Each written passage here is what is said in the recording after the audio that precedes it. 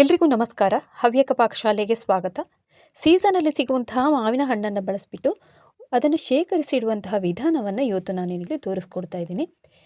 ಈ ಶೇಖರಿಸಿಟ್ಟ ಮಾವಿನ ಹಣ್ಣಿನಿಂದ ಹಲವಾರು ರೀತಿಯಾದಂತಹ ರೆಸಿಪಿಗಳನ್ನು ನಾವು ಮಾಡಿಕೊಳ್ಬೋದು. ಅದರಲ್ಲಿ ಒಂದು ರೆಸಿಪಿಯನ್ನು ನಾನಿವತ್ತು ನಿಮ್ಮ ಜೊತೆ ಶೇರ್ ಮಾಡ್ತಾ ಇದ್ದೀನಿ. ಅನ್ನದ ಜೊತೆಗೆ ಸೇರಿಸ್ಕೊಂಡು ತಿನ್ನುವಂತಹ ಒಂದು ಗುಜ್ಜು ರೆಸಿಪಿಯನ್ನು ಇವತ್ತು ಶೇರ್ ಮಾಡ್ತಾ ಇದ್ದೀನಿ. ಈ ಥರ ನಾವು ಸ್ಟೋರ್ ಮಾಡಿ ಇಟ್ಕೊಂಡ್ರೆ ಮಾವಿನ ಹಣ್ಣನ್ನು ಯಾವಾಗ ಬೇಕಂದವಾಗ ಪದಾರ್ಥಗಳನ್ನು ಮಾಡ್ಕೊಳ್ಬೋದು. ಬನ್ನಿ ಹಾಗಾದರೆ ಇವತ್ತಿನ ವಿಡಿಯೋವನ್ನು ಸ್ಟಾರ್ಟ್ ಮಾಡೋಣ. ಮಾವಿನ ಹಣ್ಣನ್ನು ಯಾವ ಥರ ಶೇಖರಿಸಿಡುವುದು ಅಂತ ನೋಡೋಣ. ಇಲ್ಲಿ ನಾನು ತುಂಬ ಹಣ್ಣಾಗಿರುವಂತಹ ಮಾವಿನ ಹಣ್ಣನ್ನು ತಗೊಂಡಿದ್ದೀನಿ. ಈ ಥರದ್ದೇ ಸಿಕ್ಕಿದರೆ ನಿಮಗೆ ಪಲ್ಪ್ ಕೂಡ ಚೆನ್ನಾಗಿ ಬರುತ್ತೆ. ಈಗ ಇದನ್ನು ಸಿಪ್ಪೆ ಎಲ್ಲ ತೆಕ್ಕೊಂಡು ನೀಟಾಗಿ ಇದರ ಪಲ್ಪನ್ನು ತೆಕ್ಕೊಳ್ಬೇಕಾಗತ್ತೆ. ನೀವು ಹೀಗೆ ಹೆಚ್ಕೊಂಡಾದರೂ ಮಾಡ್ಕೊಳ್ಬೋದು, ಅಥವಾ ಹೊರಗಡೆ ಸಿಪ್ಪೆ ಮಾತ್ರ ತೆಗೆದು ನಾವು ಕೈಯಿಂದ ಪಲ್ಪನ್ನು ಕೂಡ ತೆಗಿಬಹುದು. ಇನ್ನು ಈ ಥರ ಶೇಖರಿಸಿಡೋದಕ್ಕೆ ಯಾವುದೇ ರೀತಿಯಾದಂತಹ ಮಾವಿನ ಹಣ್ಣನ್ನು ನೀವು ಬಳಕೆ ಮಾಡ್ಕೊಳ್ಬೋದು. ಕಾಡು ಮಾವಿನ ಹಣ್ಣನ್ನು ಕೂಡ ನಾವು ಇದೇ ರೀತಿಯಾಗಿ ಶೇಖರಿಸಿಡ್ಬೋದು. ಜಸ್ಟ್ ಅದರ ಪಲ್ಪನ್ನು ತೆಗೆದ್ರೆ ಆಯಿತು. ನಾನೀಗ ತೋರಿಸ್ತಾ ಇದ್ದೀನಿ ನೋಡಿ, ಹೊರಗಡೆ ಸಿಪ್ಪೆಯನ್ನು ಮಾತ್ರ ತೆಗೆದು ಕೂಡ ಪಲ್ಪನ್ನು ತೆಗಿಬೋದು. ನಿಮಗೆ ಯಾವ ರೀತಿಯಲ್ಲಿ ಅನುಕೂಲ ಆಗುತ್ತೋ ಹಾಗೆ ಮಾಡ್ಕೊಳ್ಬೋದು, ಅಥವಾ ಪೀಸಸ್ ಆಗಿ ಕಟ್ ಮಾಡಿ ಸಿಪ್ಪೆಯನ್ನು ಮಾತ್ರ ತೆಗೆದು ಹಾಗೆ ಕೂಡ ಮಿಕ್ಸಿ ಜಾರಿಗೆ ಹಾಗೆ ಕೂಡ ಮಾಡ್ಕೊಳ್ಬೋದು. ಈಗ ಮಾವಿನ ಹಣ್ಣಿನ ಪಲ್ಪನ್ನೆಲ್ಲ ತೆಕ್ಕೊಂಡು ಒಂದು ತಟ್ಟೆಯಲ್ಲಿ ಹಾಕಿ ಇಟ್ಕೊಂಡಿದ್ದೀನಿ. ಇನ್ನು ಇದನ್ನು ಒಂದು ಮಿಕ್ಸಿ ಜಾರನ್ನು ತಗೊಂಡು ಅದಕ್ಕೆ ಈಗ ಹಾಕ್ಕೊಳ್ಬೇಕು. ಇನ್ನು ಒಂದು ಕಾಳೆಲ್ಲ ಇಲ್ದಂಗೆ ನೈಸಾಗಿ ರುಬ್ಕೊಳ್ಬೇಕು. ನಾವೀಗ ಅದನ್ನು ತಟ್ಟೆಯಲ್ಲಿ ಹಾಕಿ ಒಣಗಿಸೋದಕ್ಕಿದೆ, ಅದಕ್ಕೋಸ್ಕರ ಸ್ವಲ್ಪ ಕೂಡ ಅದರಲ್ಲಿ ಕಾಳಿನ ಅಂಶ ಎಲ್ಲ ಇರಬಾರ್ದು. ಈಗ ನೋಡ್ಬೋದು, ಸರಿಯಾಗಿ ರುಬ್ಬಿ ಆದ ನಂತರ ಪೇಸ್ಟ್ ಥರ ಆಗಿದೆ ನೋಡಿ. ಒಂದೇ ಒಂದು ಸ್ವಲ್ಪನೂ ಗಟ್ಟಿ ಅಂಶ ಎಲ್ಲ ಇಲ್ಲ ಇದರಲ್ಲಿ. ಇನ್ನು ಅದನ್ನು ಹಾಕಿ ಆದ ನಂತರ ನೋಡಿ, ಈ ಥರ ಸುತ್ತಲೂ ಹರಡ್ಕೊಳ್ಬೇಕು ಬಟ್ಲಲ್ಲಿ. ಅದೇ ರೀತಿಯಾಗಿ ನಾನು 3ರಿಂದ 4 ಬಟ್ಲಷ್ಟು ತಗೊಂಡಿದ್ದೀನಿ. ನೀವು ಇದನ್ನು ಸ್ವಲ್ಪ ಇನ್ನು ದಪ್ಪ ಮಾಡ್ತು ಅಂತಂದರೆ ಜಾಸ್ತಿ ದಿನ ಬೇಕಾಗುತ್ತೆ ಒಣಗೋದಕ್ಕೆ. ಅದಕ್ಕಾಗಿ ನಾನೀಗ ತೆಳ್ಳಗೆ ಹರಡ್ತಾ ಇದ್ದೀನಿ. ಹೀಗೆ ತೆಳ್ಳಗೆ ಹರಡಿದರೆ 1ರಿಂದ 2 ದಿವಸದಲ್ಲಿ ಮಾವಿನ ಹಣ್ಣಿನ ಪಲ್ಪ್ ಕೂಡ ಒಣಗಿ ಸಿಗುತ್ತೆ ನಮಗೆ. ನೀವು ದಪ್ಪ ಮಾಡಿದರೆ 4 ದಿವಸ ಅಥವಾ 1 ವಾರ ಎಲ್ಲ ಬೇಕಾಗುತ್ತೆ ಒಣಗೋದಕ್ಕೆ. ಈಗ ನೋಡ್ಬೋದು, ಎಲ್ಲ ಪಲ್ಪನ್ನು ತೆಗೆದು ನಾನು ತಟ್ಟೆಗೆ ಹಾಕ್ಕೊಳ್ತಾ ಇದ್ದೀನಿ. ಇನ್ನು ಕಾಡು ಮಾವಿನ ಹಣ್ಣು ಏನಾದರೂ ಸಿಕ್ತು ಅಂತಂದರೆ ಅದು ತುಂಬ ನೀರಾಗಿರುತ್ತೆ, ಇಷ್ಟು ಗಟ್ಟಿ ಬರಲ್ಲ. ಅದನ್ನು ಕೂಡ ಹಾಗೆಯೇ ನಾವು ಅದೇ ರೀತಿಯಾಗಿ ಬಟ್ಲಲ್ಲೇ ಹಾಕ್ಕೊಂಡು ಮಾವಿನ ಹಣ್ಣನ್ನು ಒಣಗೋದಕ್ಕೆ ಇಡ್ಬೋದು. ಈಗ ನೋಡ್ಬೋದು, ಎಲ್ಲ ಪಲ್ಪನ್ನು ನಾನು ತೆಳ್ಳಗೆ ಬಟ್ಲಲ್ಲಿ ಹರಡ್ಕೊಂಡಿದ್ದೀನಿ. 4 ಬಟ್ಲಲ್ಲಿ ನೋಡಿ ಸಮಾನಾಗಿ ಹರಡ್ಕೊಂಡಿದ್ದೀನಿ. ಇನ್ನು ಇದನ್ನು ತೆಗೆದು ನಾವೀಗ ಬಿಸಿಲಿಗೆ ಇಡೋಣ. ಜಾಸ್ತಿ ಬಿಸಿಲು ಬೀಳುವಂತಹ ಜಾಗದಲ್ಲಿ ತಗೊಂಡೋಗಿ ಇಟ್ಟರೆ ನಿಮಗೆ 1ರಿಂದ 2 ದಿವಸದಲ್ಲಿ ಮಾವಿನ ಹಣ್ಣಿದ್ದು ಸರಿಯಾಗಿ ಒಣಗಿ ನಮಗೆ ಸಿಗತ್ತೆ. 2 ದಿವಸ ಆದ ಬಳಿಕ ನಾನೀಗ ತೋರಿಸ್ತಾ ಇದ್ದೀನಿ ನೋಡಿ, ತುಂಬ ಚೆನ್ನಾಗಿ ಒಣಗಿ ಬಂದಿದೆ. ಇದನ್ನು ಇನ್ನೀಗ ನಾವೀಗ ಸೈಡಿಂದ ಸ್ವಲ್ಪ ಚಾಕುವಿಂದ ಬೇಡಿಸ್ಕೊಳ್ಬೇಕು. ಆಮೇಲೆ ಸ್ಮಾಲ್ ಪೀಸಾಗಿ ಕಟ್ ಮಾಡ್ಕೊಳ್ಬೇಕು ಉದ್ದಕ್ಕೆ. ನೋಡಿ ಯಾವ ಥರ ಒಣಗಿದೆ ಅಂತ ನೋಡ್ಬೋದು. ನೋಡಿ, ಈ ಥರ ಚಾಕುವಿಂದ ಒಂದು ಮಾರ್ಕನ್ನು ಮಾಡ್ಕೊಳ್ಬೇಕು. ಆಮೇಲೆ ನೋಡಿ, ಸುತ್ತಲೂ ಹೀಗೆ ಬಿಡಿಸ್ಕೊಂಡು ಬರಬೇಕು. ತುಂಬ ಸುಲಭದಲ್ಲಿ ತೆಗೆಯೋದಕ್ಕೆ ಬರುತ್ತೆ. ಇನ್ನು ಇದರ ತಳಭಾಗಕ್ಕೆ ಯಾವುದೇ ರೀತಿ ಎಣ್ಣೆ ಆಗಲಿ ತುಪ್ಪ ಆಗಲಿ ಸವರೋದು ಬೇಡ. ಹಾಗೆಯೇ ನಾವು ಡೈರೆಕ್ಟಾಗಿ ಮಾವಿನ ಹಣ್ಣಿನ ಪಲ್ಪನ್ನು ಹಾಕ್ಕೊಳ್ಬೋದು. ಈಗ ನೋಡ್ಬೋದು, ತುಂಬ ಸುಲಭವಾಗಿ ನಮಗೆ ತೆಗೆಯೋದಕ್ಕೆ ಕೂಡ ಬರುತ್ತೆ ಈಸಿಯಾಗಿ. ಇದೇ ರೀತಿಯಾಗಿ ನೀವು ಯಾವುದೇ ರೀತಿ ಮಾವಿನ ಹಣ್ಣು ಸಿಕ್ಕಿದರೆ ಕೂಡ ಹೀಗೆ ಸ್ಟೋರ್ ಮಾಡಿ ಇಟ್ಕೊಂಡು ಎಷ್ಟು ಸಮಯ ಬೇಕಾದರೂ ನಾವು ಇದನ್ನು ಬಳಕೆ ಮಾಡ್ಕೊಳ್ಬೋದು.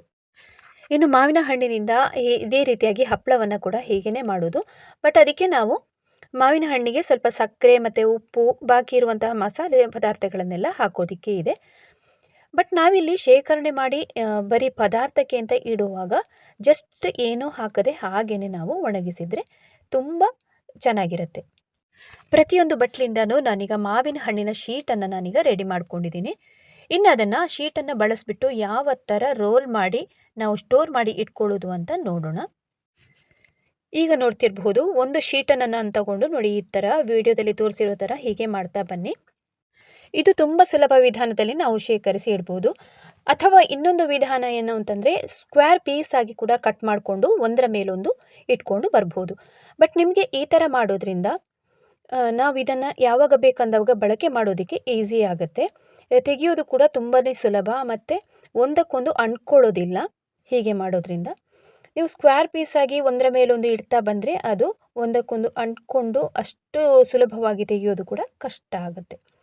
ಈಗ ನೋಡ್ಬೋದು, ಪ್ರತಿಯೊಂದನ್ನು ಕೂಡ ಅದೇ ರೀತಿಯಾಗಿ ನಾನು ರೋಲ್ ಮಾಡಿ ಇಟ್ಕೊಂಡಿದ್ದೀನಿ ಶೀಟನ್ನು.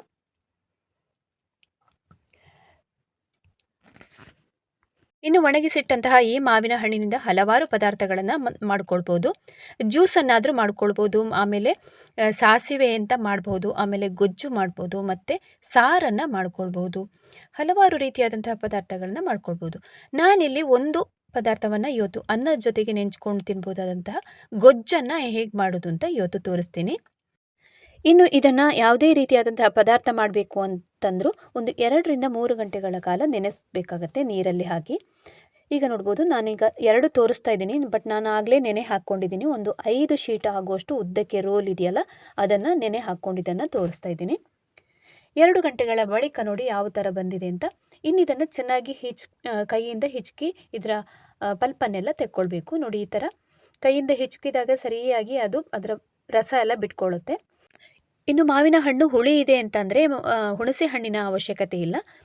ಹುಳಿ ಇಲ್ಲ ಅಂತ ಅಂದಾಗ ಹುಣಸೆ ಹಣ್ಣನ್ನು ಒಂದು ಸ್ವಲ್ಪ ಹಾಕ್ಕೊಳ್ಬೇಕಾಗುತ್ತೆ. ಬರೀ ಸಿಹಿ ಅಂತ ಅಂದಾಗ ಗೊಜ್ಜು ಕೂಡ ಅಷ್ಟು ಚೆನ್ನಾಗಿ ಆಗೋದಿಲ್ಲ. ಇಲ್ಲಿ ಮಾವಿನ ಹಣ್ಣು ತುಂಬಾ ಹುಳಿಯಾಗಿತ್ತು, ಅದಕ್ಕೋಸ್ಕರ ನಾನು ಹುಣಸೆ ಹಣ್ಣನ್ನು ಬಳಕೆ ಮಾಡ್ತಾ ಇಲ್ಲ.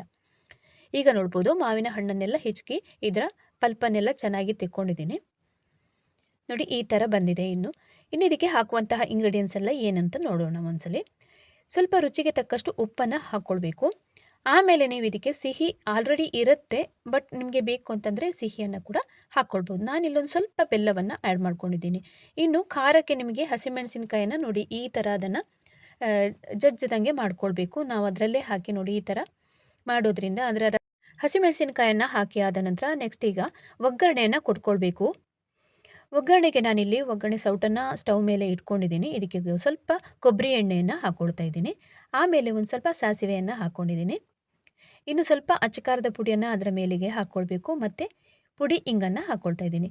ಈಗಾಗಲೇ ಸ್ಟವನ್ನು ಆಫ್ ಮಾಡ್ಕೊಂಡಿದ್ದೀನಿ. ಆಫ್ ಮಾಡಿದ ನಂತರವೇ ಪುಡಿ ಇಂಗು ಆಮೇಲೆ ಕರಿಬೇವು ಸೊಪ್ಪನ್ನೆಲ್ಲ ಹಾಕಿದ್ದೀನಿ. ಕೊನೆಯಲ್ಲಿ ಒಗ್ಗರಣೆಯನ್ನು ಕೊಟ್ಟರೆ ಸೂಪರ್ ಡೂಪರ್ ಆದಂತಹ ಅನ್ನದ ಜೊತೆ ನೆಂಚ್ಕೊಂಡು ತಿನ್ಬೋದಾದಂಥ ಗೊಜ್ಜು ಕೂಡ ರೆಡಿ ಆಯಿತು.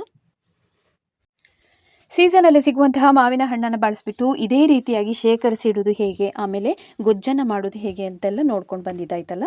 ಇವತ್ತಿನ ವಿಡಿಯೋ ನಿಮಗೆ ತುಂಬಾ ಇಷ್ಟ ಆಗಿರ್ಬೋದು ಅಂತ ಅಂದ್ಕೊಂಡಿದ್ದೀನಿ. ಇದರ ಉಪಯೋಗವನ್ನು ನೀವು ಕೂಡ ಪಡ್ಕೊಳ್ತೀರಿ ಅಂತ ಅಂದ್ಕೊಂಡಿದ್ದೀನಿ. ನೀವು ಕೂಡ ಇದೇ ರೀತಿಯಾಗಿ ಮನೆಯಲ್ಲಿ ಟ್ರೈ ಮಾಡಿ ನೋಡಿ. ನಿಮ್ಮ ಅನಿಸಿಕೆ ಅಭಿಪ್ರಾಯಗಳನ್ನು ಕೂಡ ಕಮೆಂಟ್ ಮಾಡಿ ನನಗೆ ತಿಳಿಸಿ. ಸಿಗೋಣ ಮುಂದಿನ ವಿಡಿಯೋದಲ್ಲಿ ಇನ್ನೊಂದು ಹೊಸ ರುಚಿಯೊಂದಿಗೆ ಹವ್ಯಕ ಪಾಕಶಾಲೆಯಲ್ಲಿ. ಅಲ್ಲಿ ತನಕ ನಮಸ್ಕಾರ.